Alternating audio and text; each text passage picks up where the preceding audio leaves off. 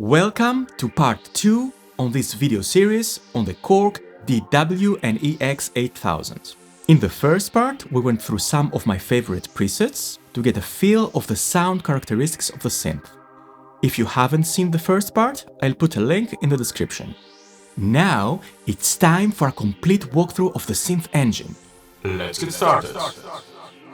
It's not a secret that many, if not most synths of that era lacked knobs or sliders for tactile control of the synthesis parameters. And the DW and EX-8000 were not an exception. And while other manufacturers, like for example Roland, were selling controllers for their analog synths separately, Korg didn't. As I always fire up my computer with Cubase when I'm working in the studio, I'm using this free VST editor together with a MIDI controller such as the Nectar Panorama P1 that I have here to successfully control the synth's parameters in real time.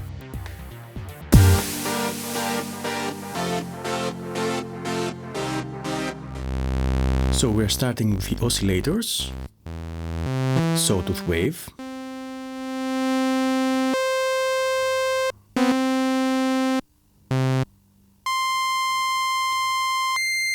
and the higher octaves,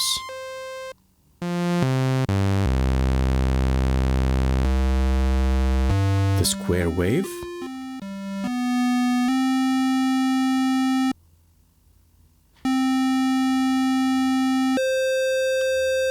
in its different octaves too,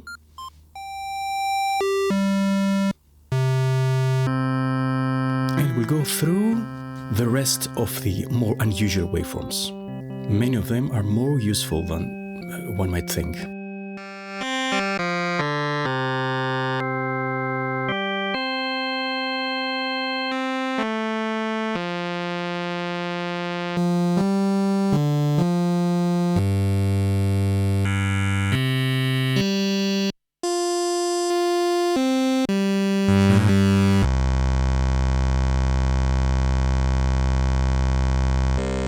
We're still only at oscillator 1.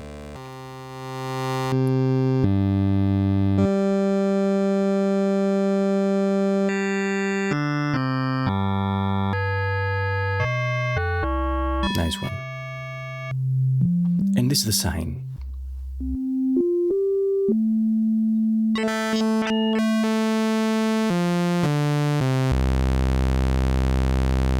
So now we'll start with the second oscillator. 2 oscillators at the same time, detuned.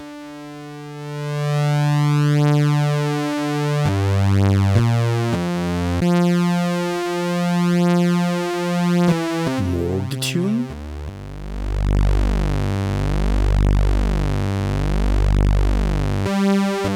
Sounds not that shabby, I guess. Maybe a little bit too much.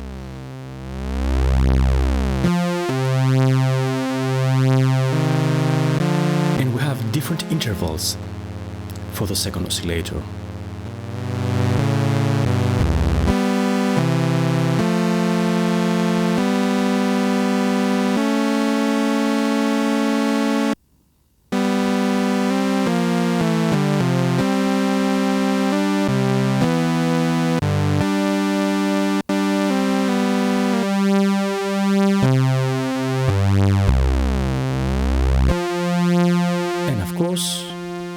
We can set different octaves to one of the oscillators.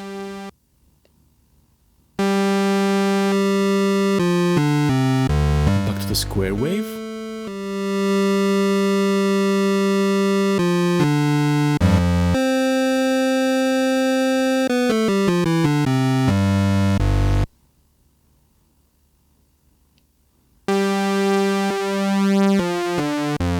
And the sawtooth.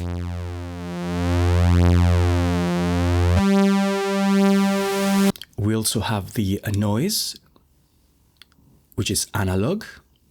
This is the noise.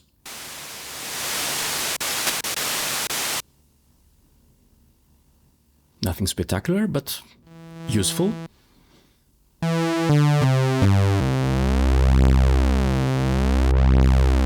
So let's see the filter. Cutoff, no resonance.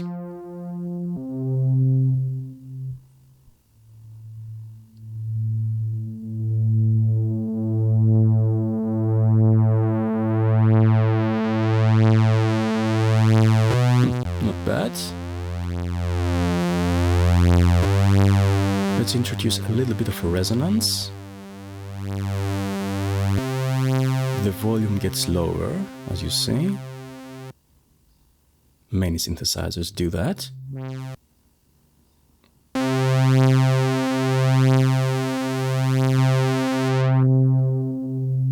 Okay, let's do one more sweep without the resonance.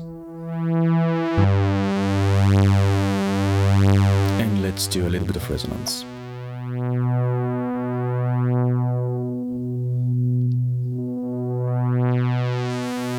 You can hear a little bit of stepping as you go through the cutoff values.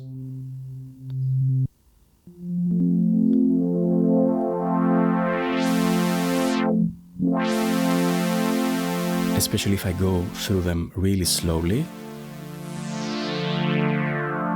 But it's an old synth. The resolution is not that great, but I guess it's better than nothing, huh?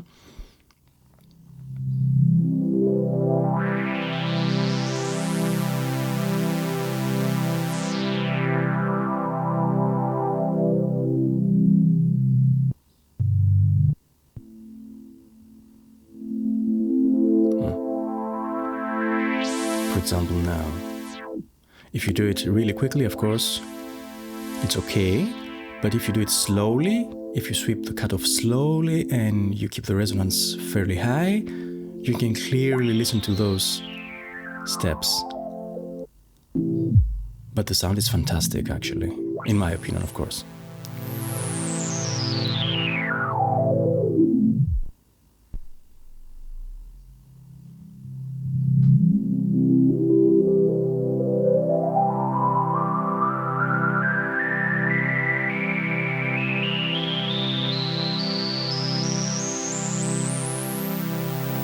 Self-oscillation, I guess.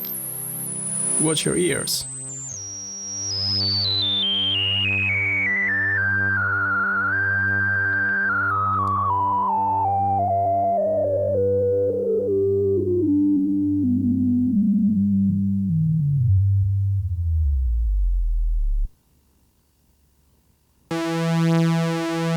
Okay, so we'll take a look at the envelopes.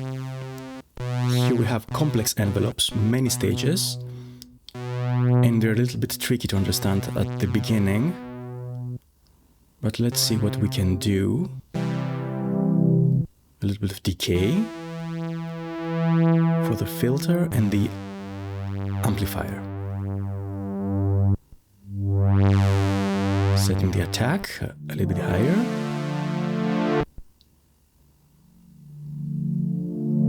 It can be really slow if you want to. Or fast.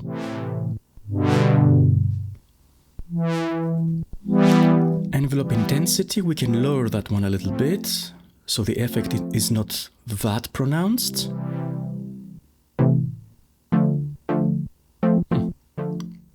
Not bad.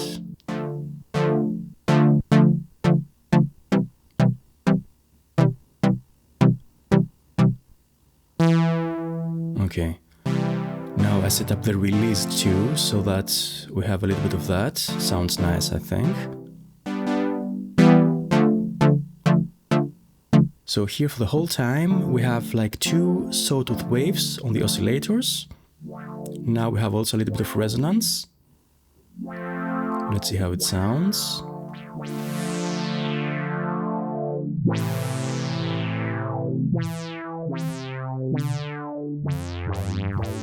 Those filter sweeps are fantastic.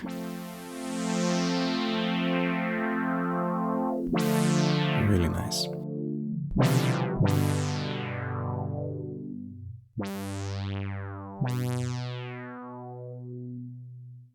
Okay, so we'll also try a different octave for the second oscillator, and we'll go to the square wave. Listen how it sounds.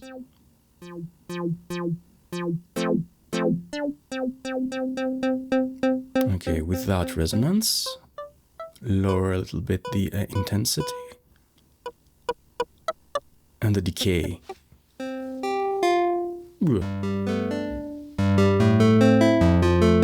Of course, everything is without any external effects right now, but it's really dry.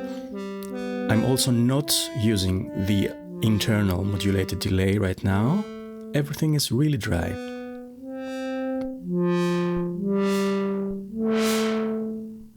Together with the noise and a little bit of resonance for that wind sound.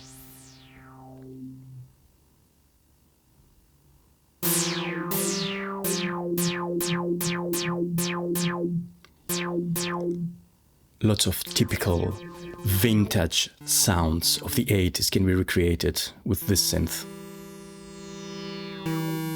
Ooh, okay, we detune a little bit the whole thing now. We're using the LFO to the oscillator pitch, so it sounds a little bit tipsy.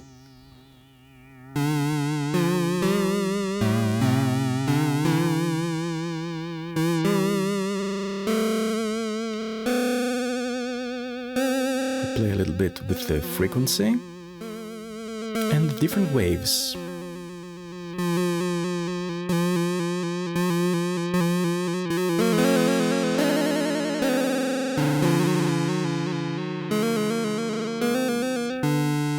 We also have an useful LFO delay parameter,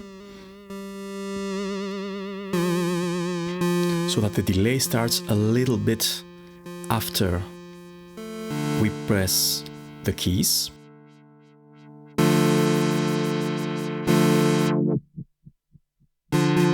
So now we have the LFO to the filter cutoff. Also very characteristic effects.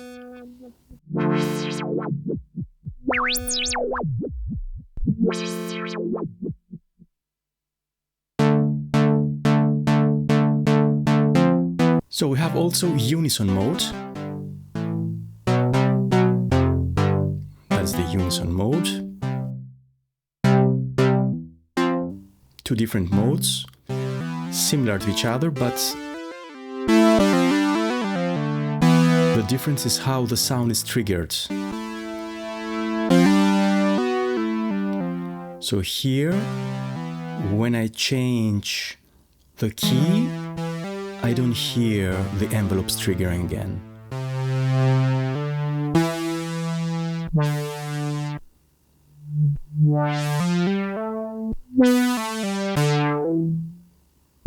Something like that, for example.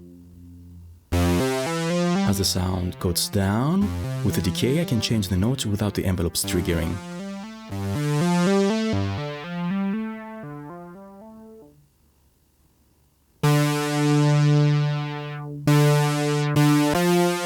The other mode of Unison is the normal one. When I press a new key, the envelopes are triggering.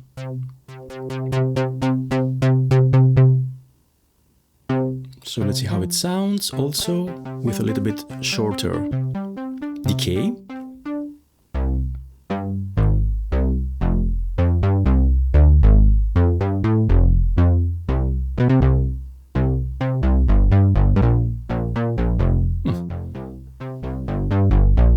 Not bad. Okay. So, let's see what we have now. Let's try a little bit the internal digital modulated delay. Notice here, I'm using the delay in mono. The synth is not connected in stereo.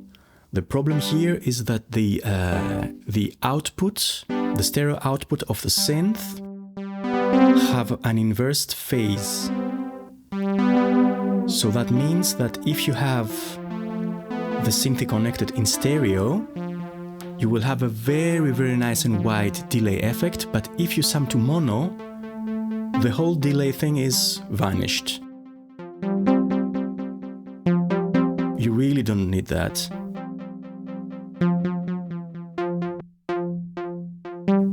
But the sound is really nice. You have time factor, you have the feedback, the intensity of the modulation and the frequency.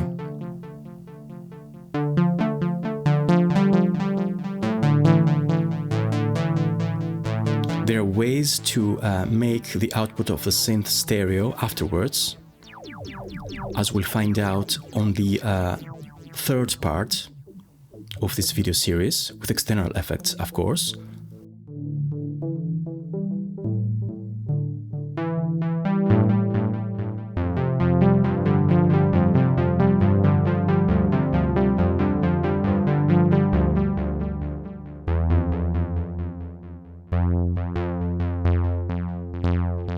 So yeah.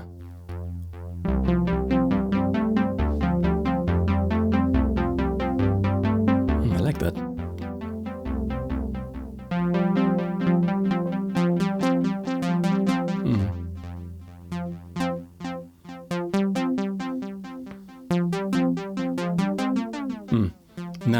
Now we'll play a little bit with the modulation.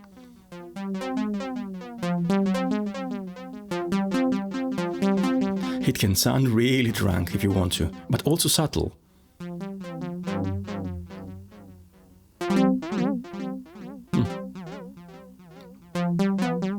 Very 80s.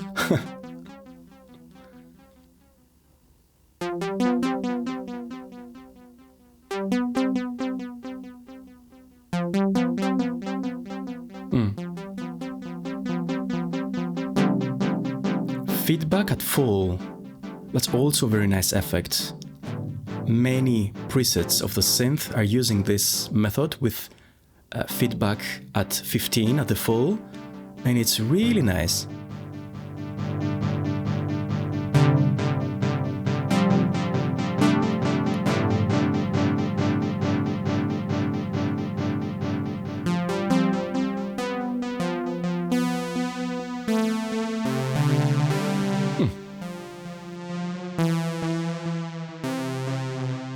That delay can also be used to emulate chorus or flanging effects. I used that in the past and the results are really nice. Of course, everything is in mono in the end because I don't want to use the stereo output because of that phase issue. We also have the Portamento. The Portamento is polyphonic.